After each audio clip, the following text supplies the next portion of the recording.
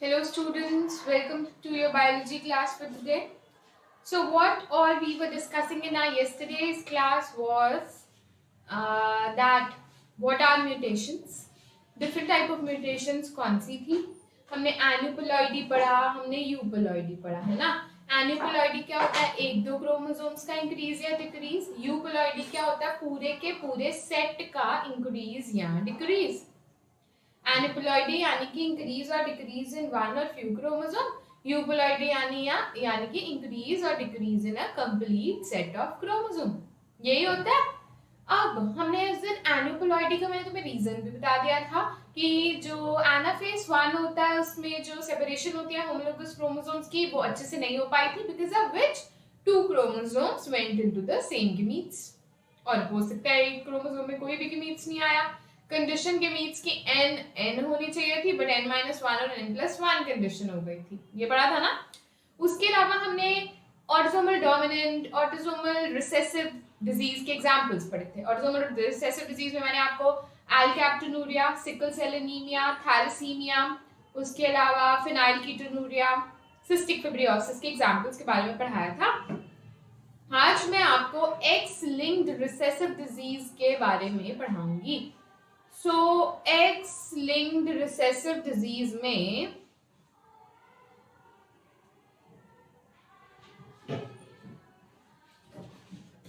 देखो, x linked recessive disease के अंदर होता क्या है, पहले तो ये याद रखना आप लोग कि एक्स लिंक्ड रिसेसिव डिजीज में अगर कंडीशन ये है, अगर दोनों एक्स खराब हैं तो जो पर्सन है वो, जो फीमेल है वो डिजीज्ड है. अगर फीमेल का सिर्फ एक ही एक्स खराब है, only one x in case of female is affected, फिर क्या है, फिर ये डिजीज्ड नहीं है. उस केस में ये जो है ये कैरियर है. दोनों एक्स खराब, डिजीज्ड. सिर्फ एक ही एक्स खराब है अगर फीमेल के अंदर, तो फीमेल कैसी है, female is the carrier of that particular disease. Talking about the male now, एक एक्स खराब है सिर्फ. ये जो मेल है इसमें एक ही एक्स खराब है, that means this male is diseased. Female के केस में एक एक्स खराब तो कैरियर. मेल के केस में एक एक्स से कैसे बीमार हो गए. एक्चुअली द स्टोरी इज कि सभी एक्स खराब होने चाहिए. तो फीमेल के केस में सभी एक्स खराब थी तो वो बीमार थी ना. मेल कह रहा है कि मेरे पास तो है ही एक एक्स, मतलब मेरे सभी एक्स जो है वो एक ही एक्स है, तो एक एक्स खराब तो मेल जो होगा वो डिजीज्ड हो जाएगा. Is that clear. Now what all disease we are going to study. सबसे पहले हम पढ़ेंगे नाइट ब्लाइंडनेस के बारे में.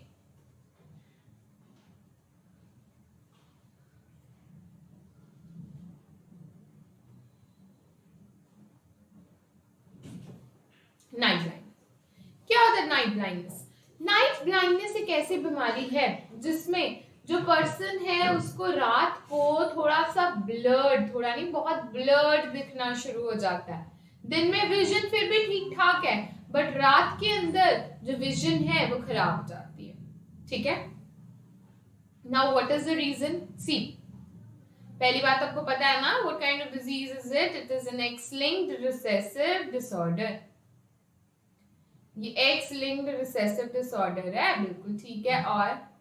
और ये बच्चों की ना हमारी आईज के अंदर टू टाइप्स के सेल्स होते हैं. What are those cells. Eyes have two type of cells जो कि विजन में इन्वॉल्व है. Cone cells and rod cells. ठीक है. कोन सेल्स जो हैं, कोन सेल्स और रॉड सेल्स हैं. जो रॉड सेल्स जो हैं वो लाइट सेंसिटिव हैं, यानी कि लाइट को देखते सेंस करते हैं. कोन सेल्स जो हैं वो कलर्स को डिटेक्ट करते हैं. तो रात को लाइट कम हो रही है, जब रात के टाइम में लाइट कम हो जाती है तो विजन कम हो रही है इन पर्सन की. ऐसा क्यों हो रहा है, क्योंकि कौन से सेल्स में डिफेक्ट आ चुके हैं, लाइट वाले. एंड लाइट वाले सेल्स कौन से हैं, रॉड सेल्स हैं. So this occurs due to This occurs due to defect in a gene in rod cells.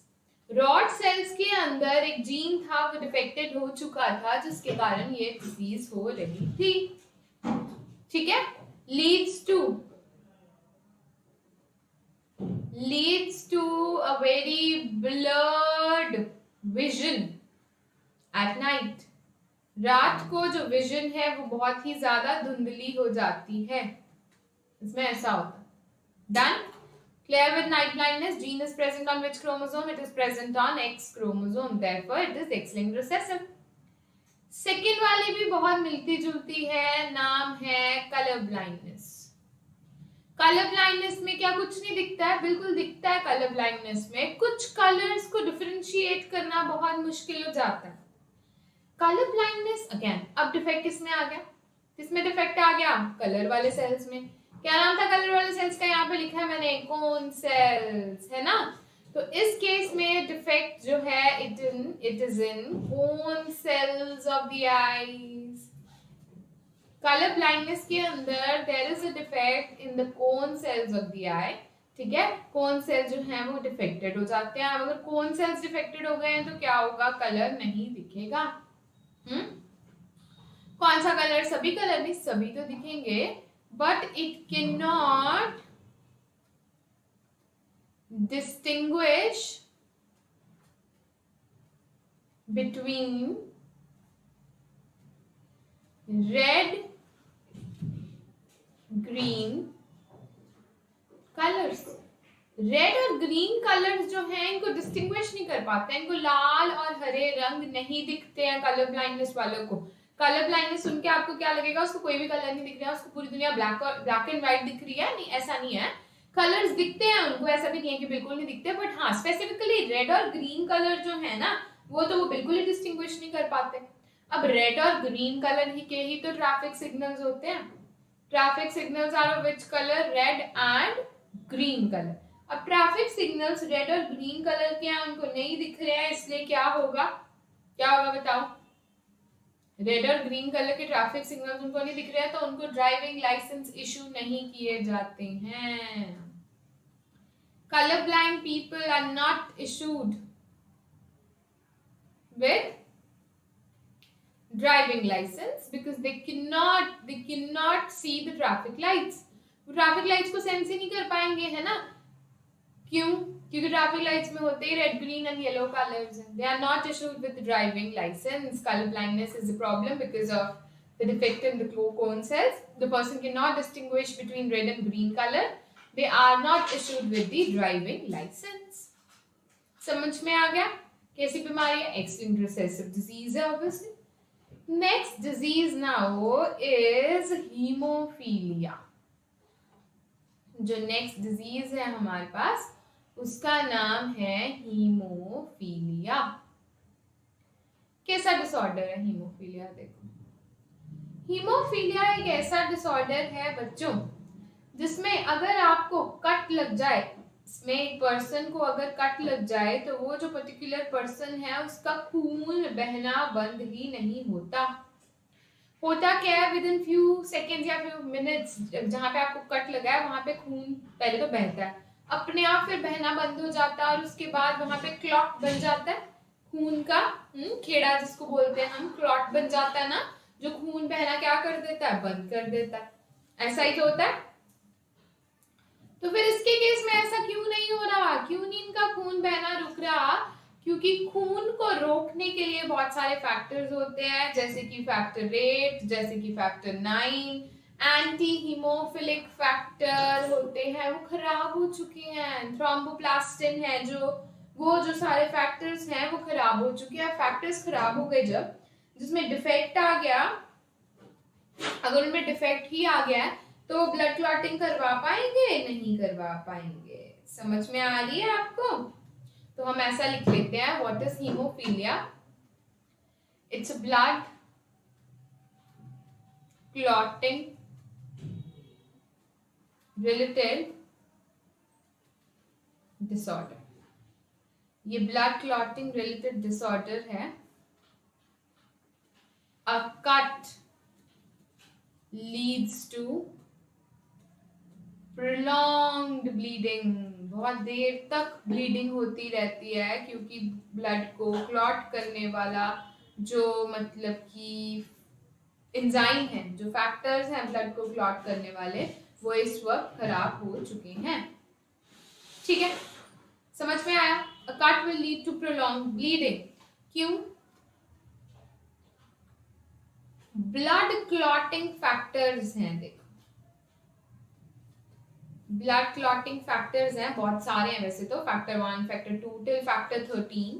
But ये डिफेक्ट क्यों आ रहा है? क्योंकि जो जीन है किसका, फैक्टर 8 का, blood clotting factors are defected, ऐसा लिख लो। तो ब्लड क्लॉट नहीं हो पाएगा, ब्लड क्लॉट नहीं हो पाएगा तो बहुत देर तक ब्लीडिंग होती रहेगी। बहुत देर तक अगर ब्लीडिंग होती गई तो फिर खून की क्या हो जाएगी? खून की ऑब्वियसली कमी हो जाएगी। तो ब्लड क्लॉटिंग फैक्टर्स कौन से हैं? एक का नाम है फैक्टर 8 और दूसरा का नाम है फैक्टर 9। फैक्टर 8 और फैक्टर 9 वैसे तो मैंने आपको बोला फैक्टर 1 से 13 तक होते हैं, बट ये बीमारी इन्हीं की डिफेक्ट की वजह से हो रही है। अगर factor 8, what is factor 8 now? The name of factor 8 is anti haemophilic factor. Anti haemophilic factor. अगर एंटी हीमोफिलिक फैक्टर डिफेक्टेड है तो जो हीमोफीलिया होगा, जो हीमोफीलिया होगा उसका नाम है हीमोफीलिया ए। और अगर फैक्टर 9 जिसको हम क्या बोलते हैं? फैक्टर 9 जिसको हम थ्रोम्बोप्लास्टिन बोलते हैं, अगर ये डिफेक्टेड है, ये थ्रोम्बोप्लास्टिन डिफेक्टेड है, तो हम बोलेंगे okay this is what, this is haemophilia A and this is what, factor 9 के डिफेक्ट के बाद जो हीमोफीलिया होता है उसको बोलते हैं haemophilia B. This haemophilia B is also known as Christmas disease. Direct question आ जाता है कभी कभी, कौन सा हीमोफीलिया जो है वो क्रिसमस डिजीज कॉज करता है। तो प्लीज रिमेम्बर हीमोफीलिया यानी कि खून बहना बंद ना होना, ब्लड क्लॉटिंग के जो डिसऑर्डर है जिसमें एक कट या कोई इंजरी जो है बहुत टाइम तक खून रोक नहीं पाता, बहुत सारा खून या ब्लड लॉस हो जाता है जिसकी वजह से डेथ भी हो सकती है in case of major accidents. Blood clotting factors defect हो गए हैं, फैक्टर 8 अगर डिफेक्ट हुआ है तो हीमोफीलिया ए कहेंगे, फैक्टर 9 अगर डिफेक्ट हुआ है तो हीमोफीलिया बी कहेंगे। एंटी हीमोफिलिक फैक्टर है फैक्टर 8 का नाम, ठीक है, और फैक्टर 9 का नाम थ्रोम्बोप्लास्टिन है। फैक्टर 9 जो हीमोफीलिया बी है जो फैक्टर 9 की डिफेक्ट की वजह से होता है उसको क्रिसमस डिजीज भी कहते हैं। समझ में आ गया आपको? ठीक है, अब न्यूमेरिकल्स करें इसके। देखो न्यूमेरिकल्स, एक्स लिंक डिजीज के न्यूमेरिकल्स करते हैं। आप देखो तुम लोग, जैसे कि मैं आपको एक क्वेश्चन देती हूं, a father who is haemophilic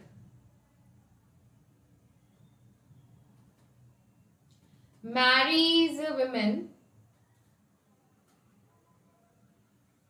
जो मेल था वो हीमोफिलिक था, he marries a woman and the woman is, he marries a woman who is a carrier। Father haemophilic है बच्चों, जो विमेन है जिससे उसने शादी की है वो कैसी है? वो कैरियर है, ठीक है। तो बताओ, the father is haemophilic, if the female is carrier, बताओ what proportion of children are affected? बताना है आपने कितने बच्चे जो हैं वो अफेक्टेड हैं। मैंने कल आपको ऑटोसोमल वाले न्यूमेरिकल्स कराए थे, उसी की बेसिस पे इसको करने की कोशिश करो। चलो, गिविंग यू 1 मिनट, फटाफट से कोशिश करो, आना होगा तो 1 ही मिनट में आ जाएगा। प्लीज अपने पिछले नोट्स देखो, मैंने आपको ऑटोसोमल रिसेसिव डिसऑर्डर के एग्जांपल्स करवाए हुए हैं। फटाफट से पहले देखो कि मेल कैसा है, फिर देखो कि फीमेल कैसी है, उनका जीनोटाइप लिखो। गलती नहीं कर देना, ए की टर्म्स में नहीं, इस बार एक्स वाई की टर्म्स में करना है। A capital A capital A capital A small A हम तब करते हैं जब क्या होता है, जब ऑटोसोमल डिजीज हो। अब की बात डिजीज कैसी है, एक्स लिंक्ड डिजीज है। तो ये चीजें बहुत इंपॉर्टेंट है याद रखना अगर आपको न्यूमेरिकल सॉल्व करने हैं। और मैंने आपको मुझे लगता है ट्रिक्स भी सिखा दी हैं। बताओ, चलो मैं आपको एक क्वेश्चन करवा देती हूँ, नेक्स्ट आप खुद करना। तो फादर इज हीमोफिलिक, यानी कि ये कंडीशन है, एक एक्स खराब तो father haemophilic. Women is a carrier, women is a carrier, मतलब only one X is defective. What proportion of children are defected? तो हमें इसके लिए क्या बनाना पड़ेगा, Punnett square बनाना पड़ेगा। I am drawing a Punnett square over here. एक side पे मैं लिखूंगी x dot y और दूसरी साइड पे मैं लिखूंगी x dot x। यहाँ पे आएगा x dot x dot, यहाँ पे आएगा x dot y. Here we have x dot x and here we have x y. तो क्या लग रहा है, कितनी प्रोजेनीज को डिजीज है? इसको पूछा, इस फीमेल को बोल रही है हाँ मैं डिजीज हूँ, इस फीमेल को बोलती नहीं मैं कैरियर हूँ। This male is free from disease, this male is also disease. तो एक मेल डिजीज है, एक फीमेल डिजीज है, यानी कि 2 out of 4 children are diseased, which comes up to be 1/2, and the answer is 50%. 50% of the progenies are defected and 50% of the progenies are normal. Easy? आपको सिर्फ genotype लिखना आना चाहिए पेरेंट्स का, उसके बाद आप पनेट स्क्वायर बनाओगे और आपका आंसर आ जाएगा। देखो देखो नेक्स्ट,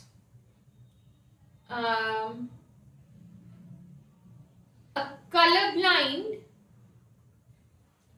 फीमेल, अब की बार female is colour blind, marries a normal male, male कैसा है, नॉर्मल।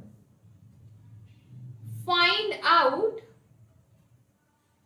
the affected progenies, आपको वो progenies बतानी है जो कि कैसी हैं, जो कि affected है। चलो अब की बार करो कोशिश क्वेश्चन करने की, करो कोशिश क्वेश्चन करने की। मेल कलर ब्लाइंड है, फीमेल जो है वो नॉर्मल है। कलर ब्लाइंड फीमेल है, नॉर्मल में जिनको करना था वो कर चुके होंगे अभी तक। अब देखो आप लोग, कलर ब्लाइंड फीमेल है तो फीमेल कैसे ड्रॉ करूंगी मैं, कलर ब्लाइंड, दोनों एक्स खराब होंगे तो ही तो फीमेल कलर ब्लाइंड होगी। मेल कैसे ड्रॉ करूंगी मैं, नॉर्मल एक्स और वाई। तो अभी मैं क्या, I will be drawing a Punnett square over here, ठीक है। पनेट स्क्वायर मैंने यहाँ पे ड्रॉ किया, एक में मैं लिखूंगी x डॉट x, है ना, फीमेल का लिख लिया x डॉट x डॉट, एक लिखूंगी x y, क्या आया x डॉट x, यहाँ पे x डॉट x, इधर x डॉट y और यहाँ पे भी x डॉट y, ठीक है। तो बताओ कितनी प्रोजेनीज जो है वो अफेक्टेड है। So this is an affected progeny and this is also an affected progeny. तो यहाँ पे हमने दो प्रोजेनीज बनाई बच्चों, जो कि कैसी हैं, जो कि अफेक्टेड है। फीमेल तो दोनों कैरियर हैं क्योंकि ये क्रिस क्रॉस इनहेरिटेंस है, ज्यादातर फीमेल पेरेंट जो है वो मेल्स को ही डिजीज पास ऑन करता है ना। तो 2 out of 4 अगेन, 1/2, 50%। हम फीमेल चाइल्ड को पूछ रहे हैं आप कब डिजीज हो गए, वो कह रहा है हमें डिजीज करने के लिए एक एक्स हमने लेना फादर से, तो फादर तो डिजीज होने ही चाहिए। तो फीमेल के केस में बीमारी लगने की जो प्रोबेबिलिटी है वो कम है। तो आपको ये लाइन याद रखनी है, that for female to be affected, female child to be affected, the mother, the father should be affected. Father नहीं तो देनी होती है फीमेल को, है ना, X, father should be affected and mother should be at least the carrier. Mother को carrier तो एटलीस्ट होना ही पड़ेगा, तभी तो मदर एक डिफेक्टेड एक्स दे पाएगी, और फादर ने एक एक्स दिया तभी तो अफेक्टेड गर्ल चाइल्ड प्रोड्यूस होगी। तो फीमेल्स के केस में बीमारी लगने के जो चांस है वो बहुत कम है एज कंपेयर टू मेल। तो please remember, female child to be affected, father should be affected and mother should be at least the carrier. Clarity है? This is clear to all of you? Moving on to the next now, moving on to the aneuploidies. Examples of aneuploidies हमने करनी थी। Aneuploidy यानी कि change in one और few chromosomes, एक या एक से ज्यादा कुछ क्रोमोसोम्स में चेंज आना क्या कहलाता है? वो कहलाता है aneuploidy. Change in one or few chromosomes is known as aneuploidy. First example which we will be discussing is Down syndrome. क्या होता है डाउन सिंड्रोम में? Down syndrome is the trisomy of chromosome number 21. जो chromosome number 21 है उसकी 2 copies की जगह कितनी कॉपीज हैं? 3 कॉपीज.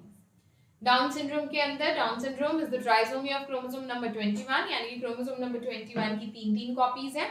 क्या प्रॉब्लम्स है चाइल्ड को? What problems is this child facing? तो फर्स्ट, चाइल्ड जो है, याद रखेंगे, चाइल्ड जो है हो सकता है उसमें मेंटल रिटार्डेशन हो. ठीक है, मेंटल रिटार्डेशन होती है. टंग जो होती है इन बच्चों की, डाउन सिंड्रोम वालों की, टंग इज लॉन्ग, लंबी होती है, इसलिए माउथ के अंदर फिट नहीं हो पाती, इसलिए इनका माउथ कैसा रहता है? ओपन रहता है. टंग जो है वो फरोड है, मतलब फोल्ड्स बना लेती है क्योंकि वो लंबी है. Tongue is long and furrowed, mentally retarded होते हैं. माउथ जो होता है इनका खुला रहता है. उसके अलावा और डाउन सिंड्रोम में और क्या? माउथ खुला रहता है. इसके अलावा बच्चों फ्लैट हेड होता है, फ्लैट हेड होता है इनका. And also they have a characteristic palm crease. जो पाम होती है, पाम मतलब हथेली, उस पे एक स्पेसिफिक पैटर्न में लाइंस होती हैं. आपके सबके हाथों में लकीरें हैं. इनकी जो क्रीज है, इनकी जो पाम की क्रीजेस हैं वो थोड़ी अलग है नॉर्मल लोगों से. ठीक है, और व्हाट एल्स? तो ये है कुछ सिम्टम्स, ये है कुछ कैरेक्टरिस्टिक किसके? एक डाउन सिंड्रोम अफेक्टेड चाइल्ड के. मेंटल रिटार्डेशन है, टंग लॉन्ग है और फरोड है, माउथ ओपन रहता है, फ्लैट हेड है, कैरेक्टरिस्टिक पाम क्रीज है. ठीक है. मेनी लूप्स ऑन फिंगर्स, आपने देखा है आपकी जो फिंगर्स होती हैं इस तरह पे, इन पे जिनको फिंगरप्रिंट्स कहते हैं, बहुत सारे लूप्स होते हैं. इनके पास अलग से ही बहुत ज्यादा क्या होंगे? लूप्स होंगे.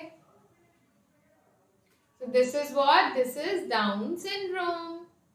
Next is Klinefelter's syndrome.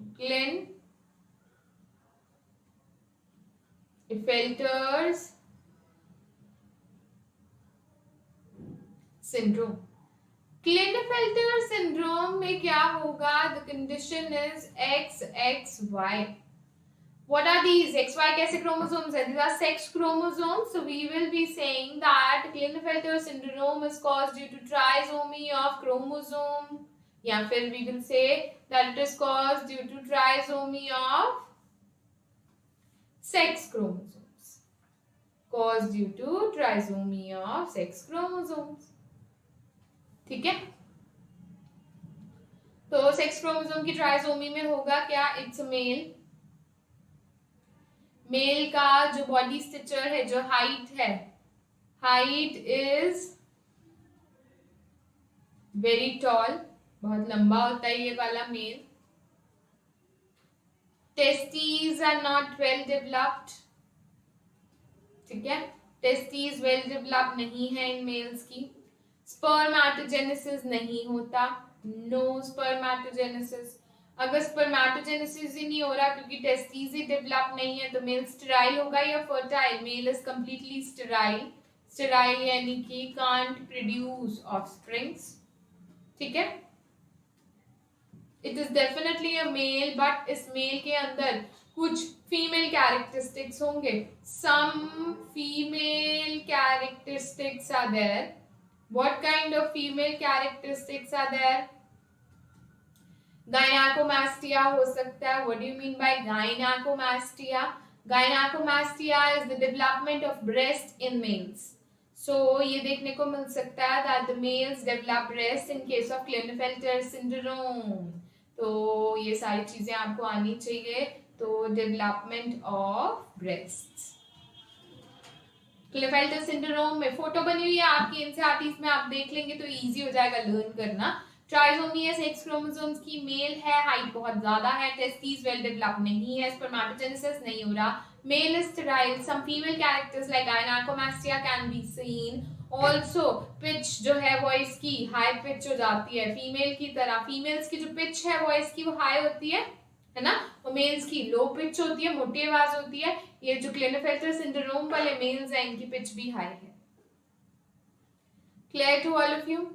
Next now third and the last disorder, then the chapter will be finished. अगली क्लास में हम नया चैप्टर शुरू करेंगे या फिर हम कुछ न्यूमेरिकल्स डिस्कस कर लेंगे इस चैप्टर के, whatever you people will say. Turners syndrome, Turner syndrome जो है वो कमी की वजह से हो रहा है। क्या हो रहा है? मोनोजोमी ऑफ सेक्स क्रोमोसोम हो रही है। पिछले में क्या हो रहा था? It was due to the trisomy of sex chromosome, sex chromosome की तीन कॉपीज थी। अब की बार मोनोजोमी है सेक्स क्रोमोसोम की, क्रोमोसोम्स की सिर्फ एक कॉपी है। कंडीशन क्या है? एक्सो है ये female, this is what, this is a female, but इस फीमेल के पास एक ही एक्स है। स्ट्रेचर कैसा है? हाइट कैसी है? शॉर्ट फीमेल है जो कि छोटी हाइट की है। इसके अलावा इस फीमेल की ovaries are incapable of producing egg, rudimentary ovaries हैं। अगर ओवरीज रूडिमेंट्री हैं, क्या ये ऑफस्प्रिंग प्रोड्यूस कर सकती है? No, these females are sterile, cannot produce eggs or offsprings. Is that clear to all of you? तो आपको सीधे के सीधे क्या आएगा? सिम्टम आएगा कि भाई एक फीमेल है, वो ना उसकी हाइट छोटी है, ओवरीज रूडिमेंट्री है, वो इसलिए वो स्टेराइल है, वो रिप्रोडक्शन नहीं कर पा रही है। तो बताओ उस फीमेल को कौन सी डिजीज है? तो आप बोलोगे उसको टर्नर सिंड्रोम है, which is caused due to monosomy of sex chromosomes. अब क्वेश्चन आ सकता है कभी कभी कि टर्नर सिंड्रोम, क्लिनेफेल्टर सिंड्रोम और डाउन सिंड्रोम में से ऑड वन आउट चूज करो, तो क्या बोलोगे? टर्नर सिंड्रोम ये वाला देख लो ध्यान से, क्लिनेफेल्टर सिंड्रोम भी एनिप्लॉइडी का एग्जांपल है और डाउन सिंड्रोम भी एनिप्लॉइडी का एग्जांपल है। क्या डिफरेंस है? डिफरेंस ये है कि डाउन सिंड्रोम ऑटोसोम की वजह से हो रहा है ना, जबकि क्लिनेफेल्टर और टर्नर सिंड्रोम किसकी वजह से हो रहे हैं? सेक्स क्रोमोसोम्स की वजह से हो रही हैं। ठीक है, समझ में आया? एक और है पटाउ सिंड्रोम, कुछ एग्जांपल्स और हैं। पटाउ सिंड्रोम क्वेश्चन जो है वो सीधे आएगा कि किसकी ट्राइसोमी की वजह से होता है, तो ये 13 क्रोमोसोम की ट्राइसोमी की वजह से होता है। ठीक है जी, so that is it for the day, we are done with the chapter. हमने चैप्टर जो है वो पढ़ लिया है। नेक्स्ट क्लास में we will be either discussing the numericals of this chapter or we will be moving ahead the way you people will say, we'll be doing like that. So please revise the chapter, keep solving your DPPs, pedigree analysis, polygenic inheritance, disease, इन सब के numericals, इन सब की theory, monohybrid cross, dihybrid cross, जो laws of inheritance हैं ये बहुत ही ज़्यादा ज़रूरी है। That is it, beta. Thank you so much. Bye bye.